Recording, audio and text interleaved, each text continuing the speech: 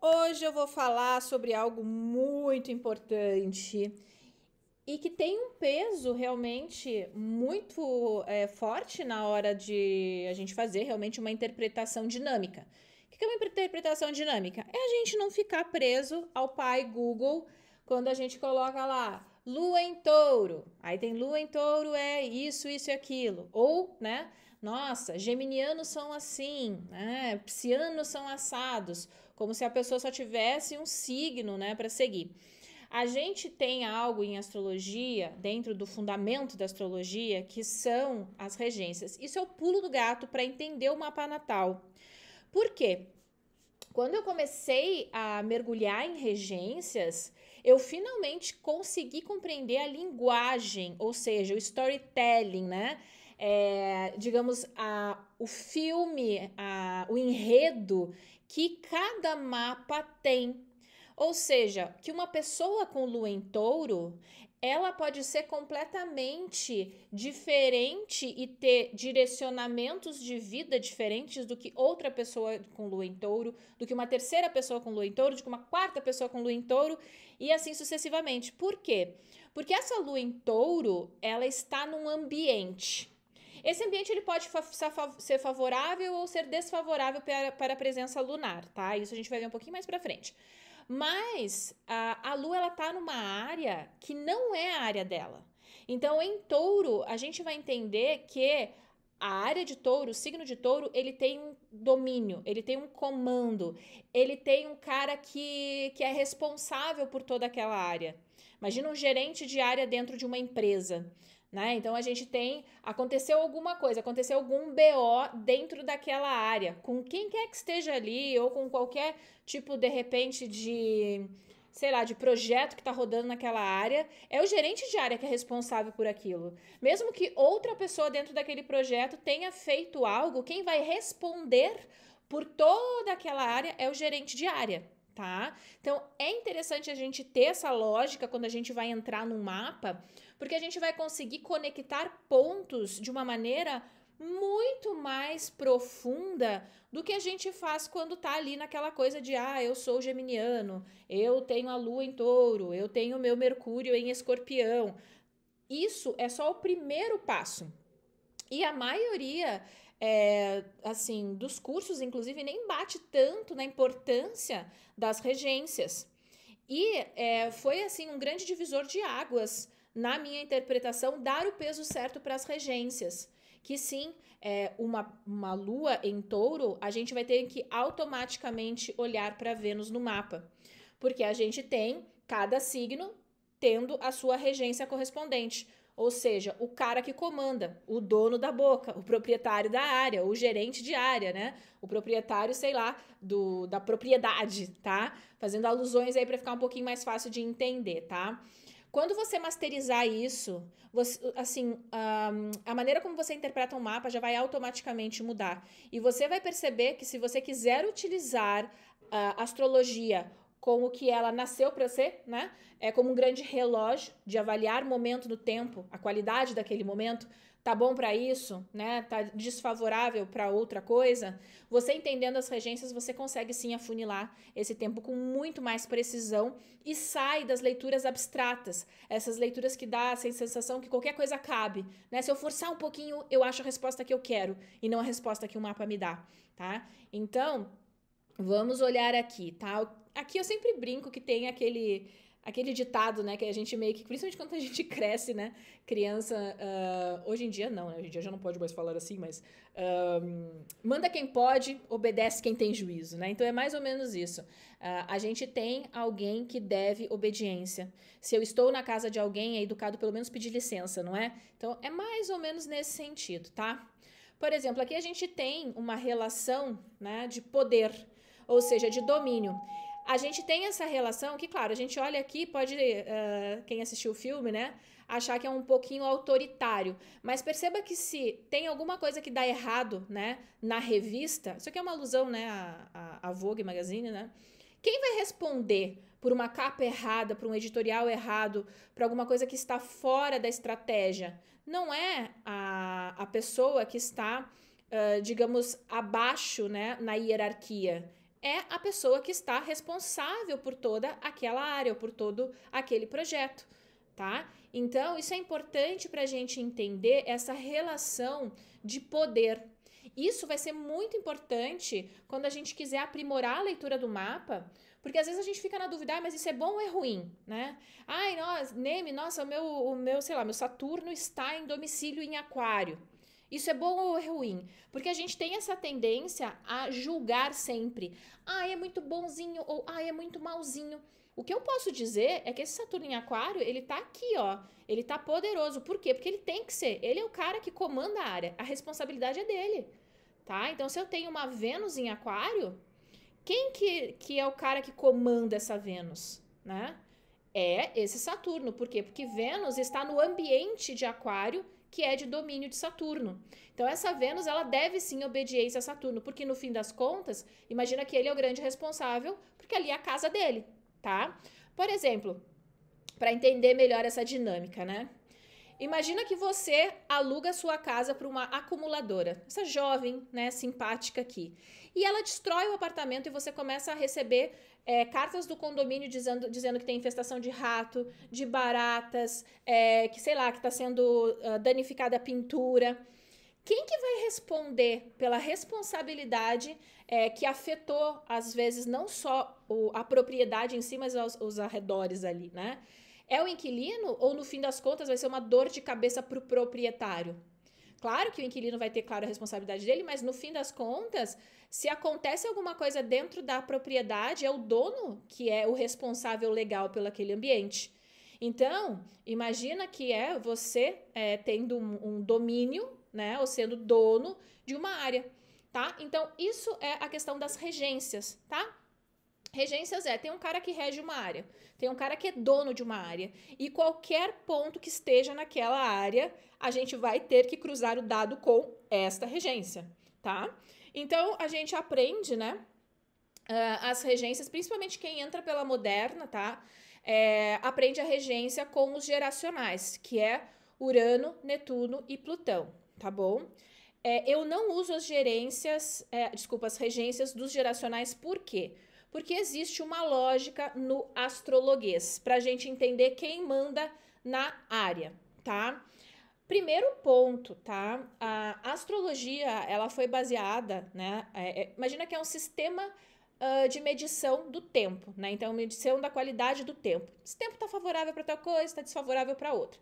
Nada mais é do que um relógio. Então, ele tem parâmetros de medição, tá? E esse parâmetro de medição, ele foi, digamos, assim, mapeado, observando a partir do hemisfério norte. Não quer dizer que tá certo ou tá errado, a astrologia vai mudar porque agora a gente, né, poxa, estamos no hemisfério sul, muda, inverte, não, tá? É simplesmente um parâmetro de medição. Assim como tem os que usam um sistema métrico para medição e outros países que usam um sistema imperial.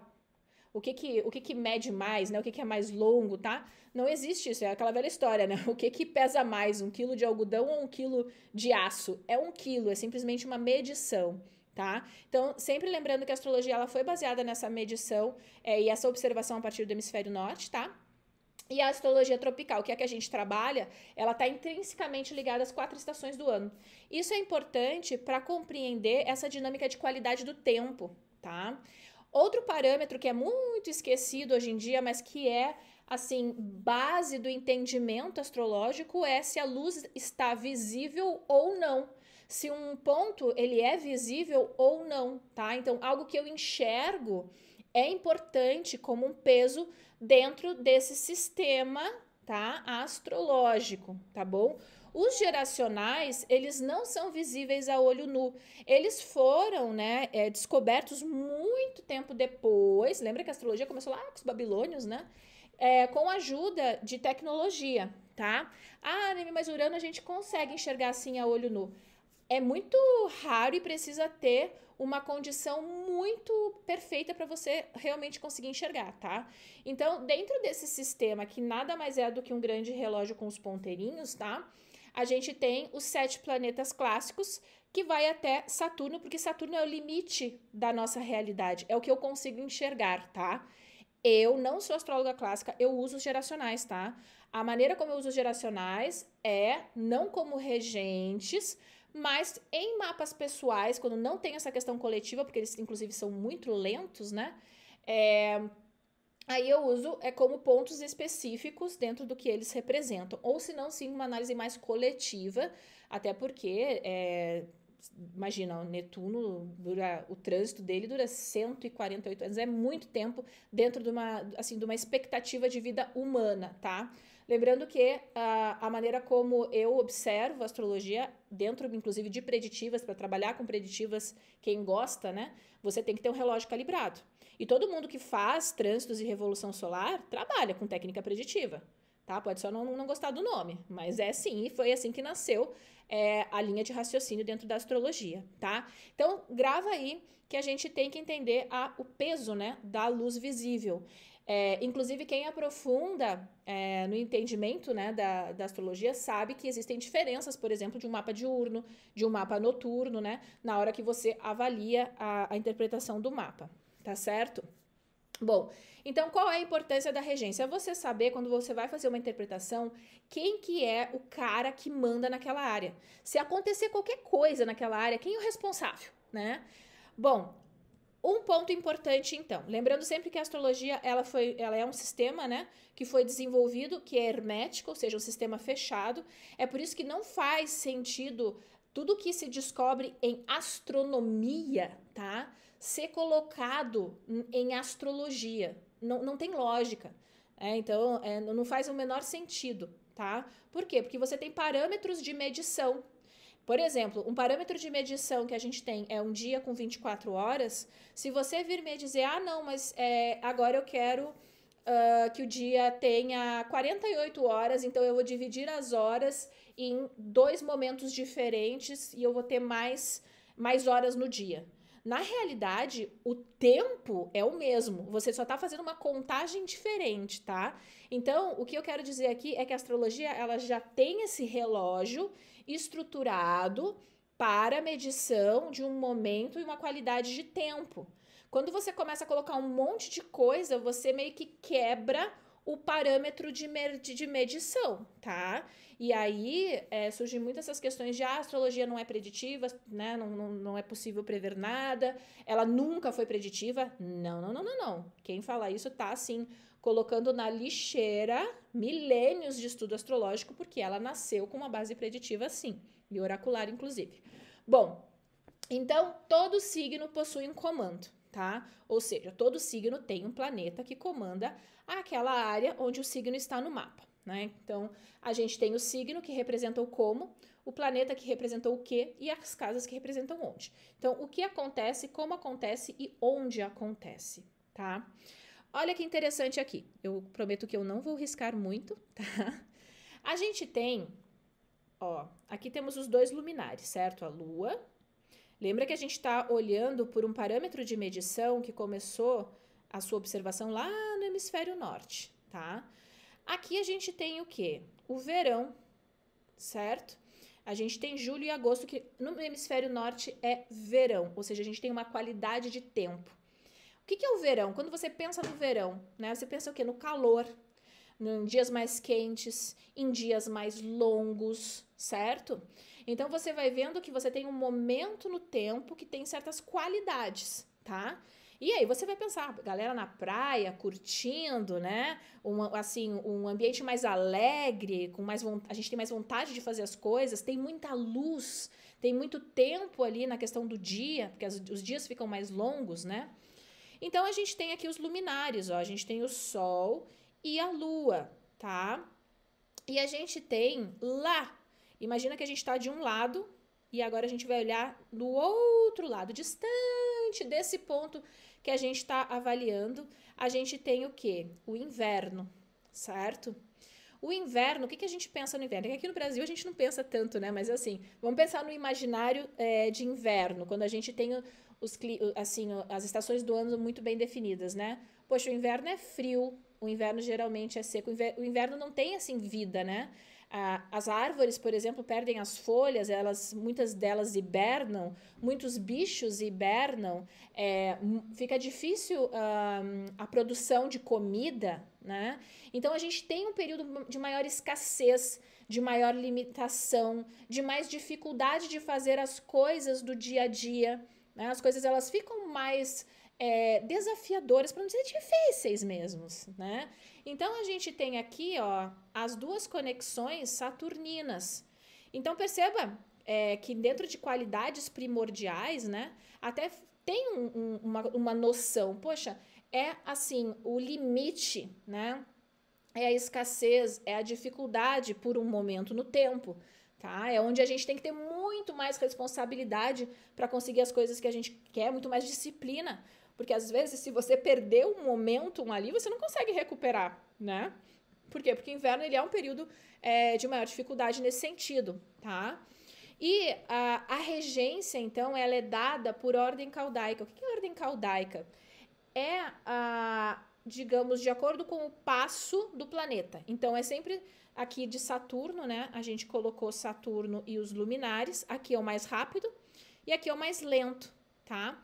Então, se a gente começa sempre pelos luminares, existe uma lógica, tá? Existe uma teoria sobre a cosmogênese do mundo, que é a tema mundi, tipo horóscopo do mundo, aonde Câncer está no ascendente, que é o início de tudo. Eu não vou entrar nessa seara, porque eu vou depois mergulhar um pouquinho mais, fazer uma aula distinta, porque senão mistura muita coisa, mas existe uma lógica, tá, do porquê que aqui eles estão conectados. A gente pode olhar também por essa perspectiva mais individual, tá?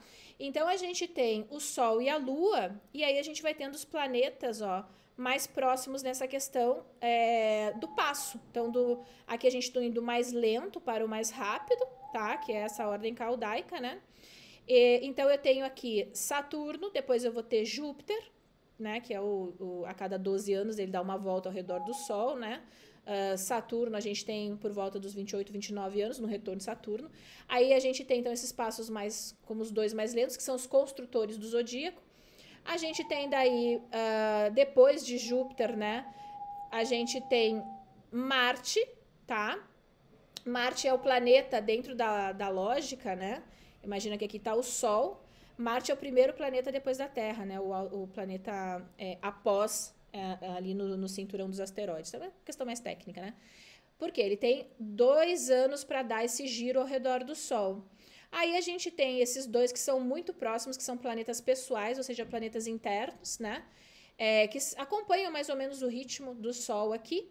E aí a gente tem o luminar, tá? Então, perceba que eu tenho o Sol, o luminar, aí eu tenho Mercúrio, que é o planeta mais próximo, né? Depois Vênus, aí aqui a gente teria, por exemplo, Terra, né? Depois da Terra, que é aquele primeiro planeta após, por isso que esses aqui são planetas pessoais, internos, e aqui planetas externos, tá?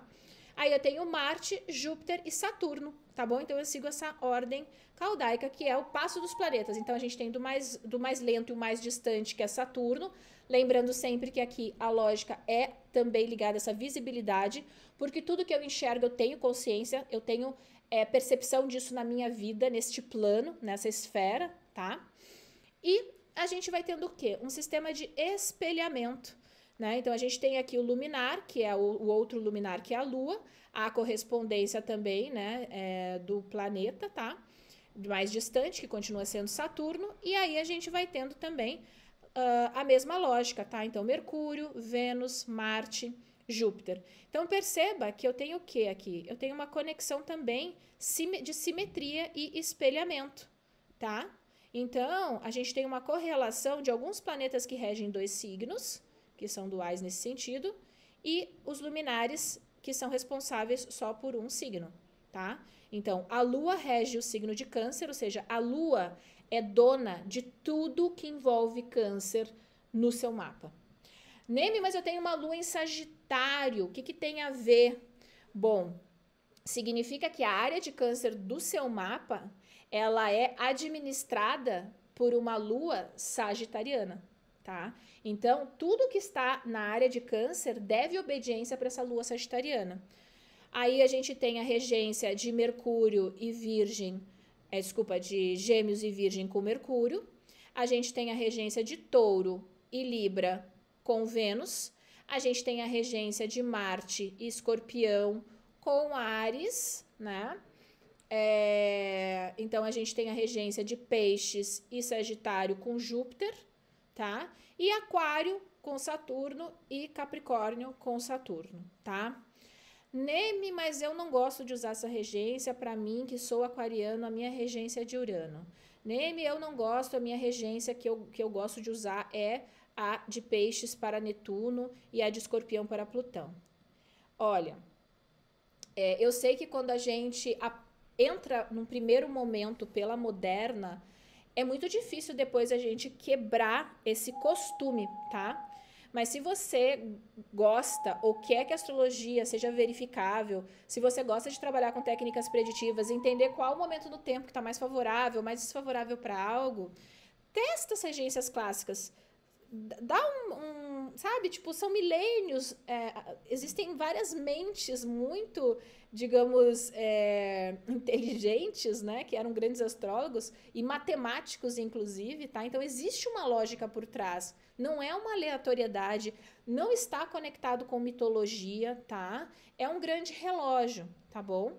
Agora, se você quer continuar usando as regências modernas, aí usa, tá? O que eu tô colocando aqui é que existe um porquê das coisas, existe uma fundamentação, ela não é aleatória e ela não começou de 2 séculos para cá, tá? Ela tem milênios de testes e verificações por vários astrólogos ao longo dos tempos, tá?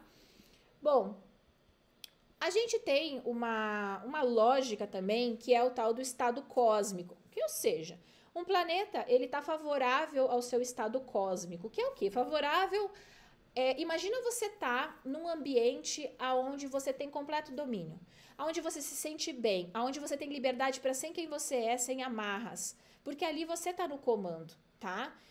Então, a gente diz que quando um planeta ele está num ambiente desses, ele está favorável ao seu estado cósmico, às suas qualidades, tá?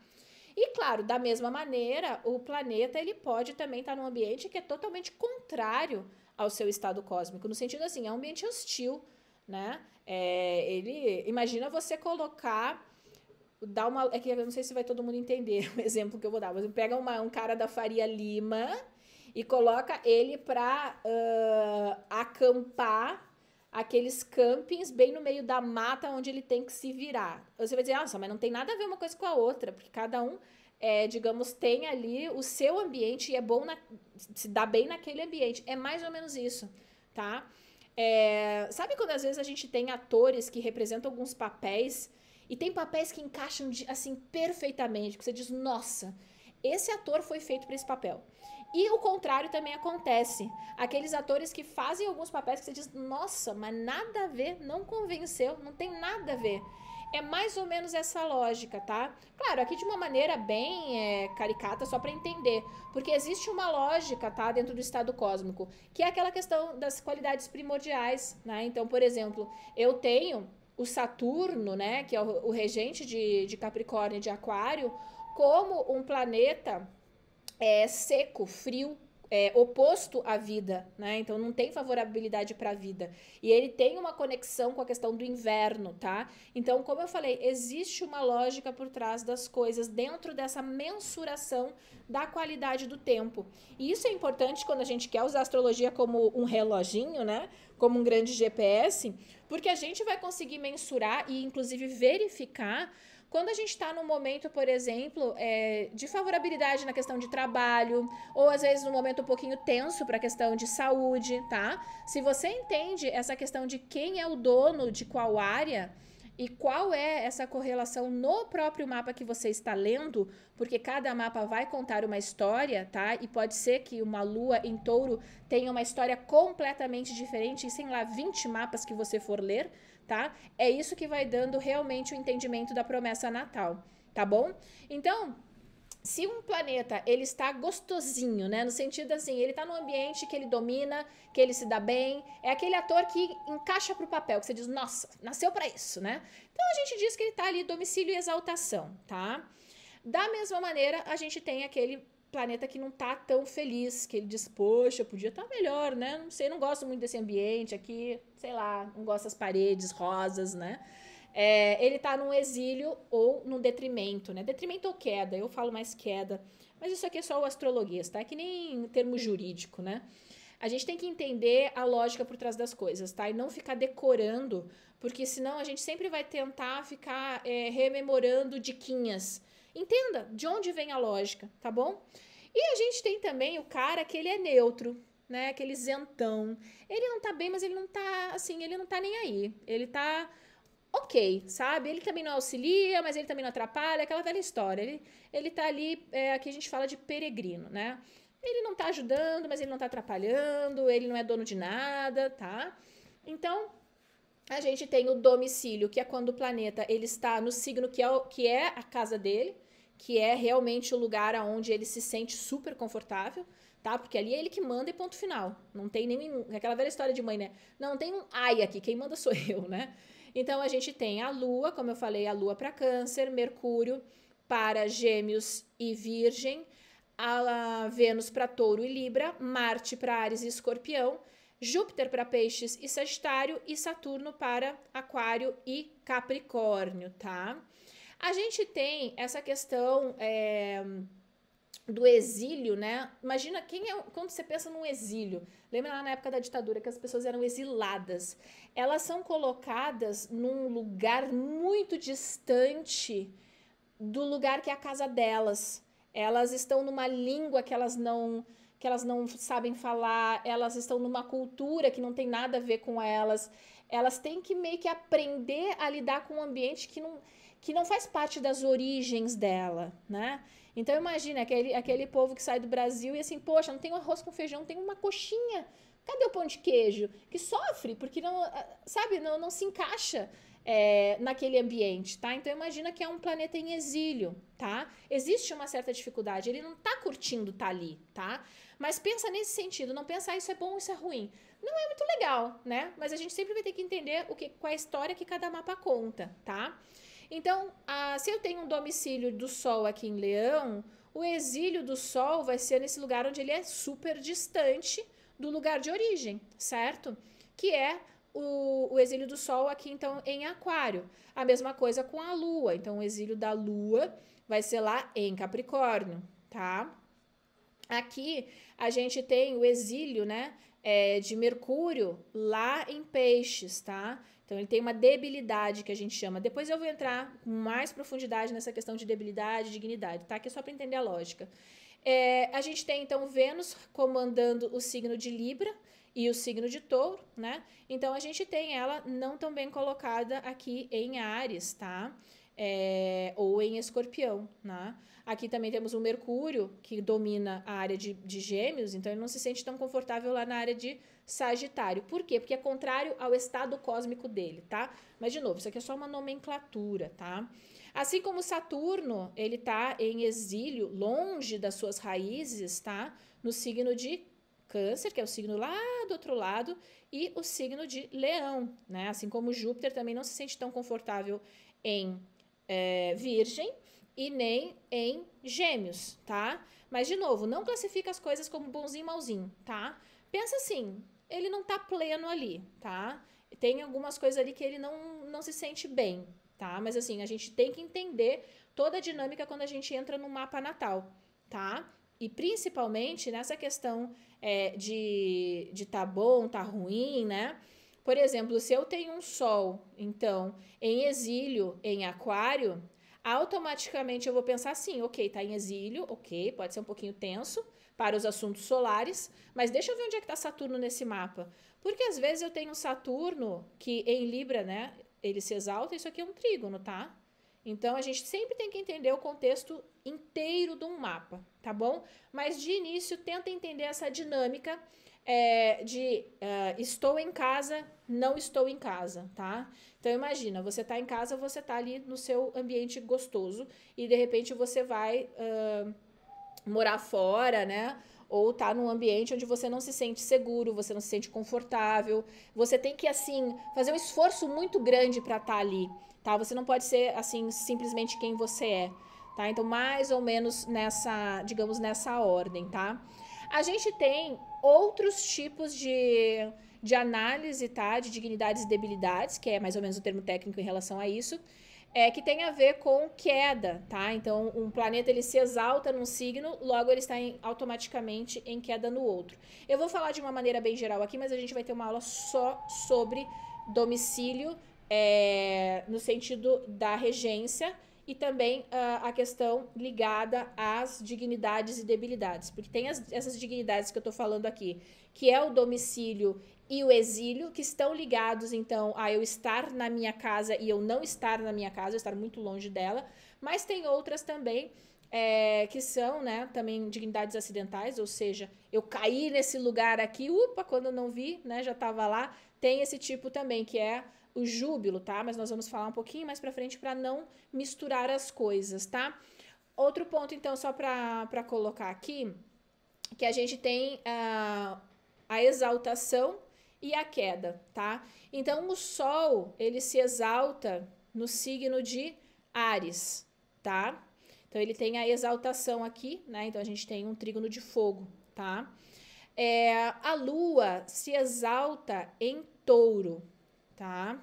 Então, a Lua, a gente tem uma conexão de sextil aqui entre Câncer e Touro, tá? Ela tem a sua exaltação no signo de Touro. Mercúrio, a gente diz que ele está domiciliado e exaltado em Virgem, tá? Pela moderna, se coloca a exaltação de Mercúrio também em Aquário, tá? Mas eu uso essa exaltação aqui por causa da lógica, né, do relógio, tá? Vênus fica exaltada no signo de Peixes, tá? Então, a gente tem uma correlação aqui com o signo de Peixes, tá? A gente tem Capricórnio exaltado em Libra e a gente tem um Marte exaltado em Capricórnio, tá? E a gente tem um Júpiter exaltado em Câncer, tá bom? O que significa em linhas gerais nesse primeiro momento, tá? Existe uma lógica por trás dessas questões de exaltação e queda também, tá? É só pra gente entender essa dinâmica de estar favorável ou não estar tão favorável, tá? Então, se eu tenho, por exemplo, se a Lua se exalta em Touro, ela vai estar em queda no signo oposto, que é Escorpião, tá? É a mesma lógica que a gente faz para domicílio e exílio, tá? Então, se eu tenho um planeta em exaltação no signo, eu vou ter ele em queda no outro signo, no signo oposto, tá? Então, por exemplo, se Marte se exalta em Capricórnio, ele vai ter queda no signo de Câncer, tá? Então, a gente tem aqui esse ponto de debilidade de Marte. Se eu tenho, por exemplo, o Sol exaltado, né, em Áries, ele vai estar em queda no signo de Libra, que é o signo oposto, um signo muito longe, tá? Do lugar da exaltação. É mais ou menos a mesma lógica, se a gente for percebendo. Então, se eu tenho, digamos, Vênus, né, exaltada aqui no signo de Peixes, eu vou ter ela em queda aqui no signo de Virgem, tá? Então, pensa sempre nessa questão. Se tá em domicílio ou em exaltação, o lugar onde vai estar mais desafiada no sentido de não se sentir confortável aquela natureza, né? Vai ser o exílio e a queda, vai ser no signo muito longe daquele ponto que você está avaliando, tá bom?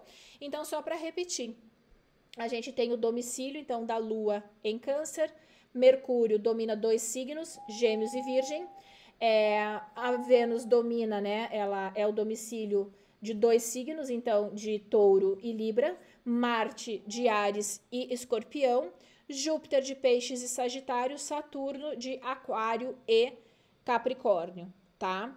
E a gente vai ter essas conexões também de exaltação, tá? São dois pontos onde os planetas estão muito bem. Domicílio ele está em casa, então domicílio ele é realmente muito forte. Exaltação, imagina que é você recebendo uma honraria em algum ambiente. Ainda assim, não é um ambiente onde você se sente mais confortável, embora você esteja ali numa posição muito boa, tá? Mas ainda assim, poxa, não é na sua casa, né? Que você fica ali relaxado, você tem o domínio de tudo, tá? Então, a gente tem essa questão da exaltação também e da queda, tá? Que é mesmo a mesma lógica, tá? Então, eu coloquei aqui uma tabelinha só para ficar mais claro, né? Então, Saturno é o planeta que tem o domicílio em Aquário e em Capricórnio.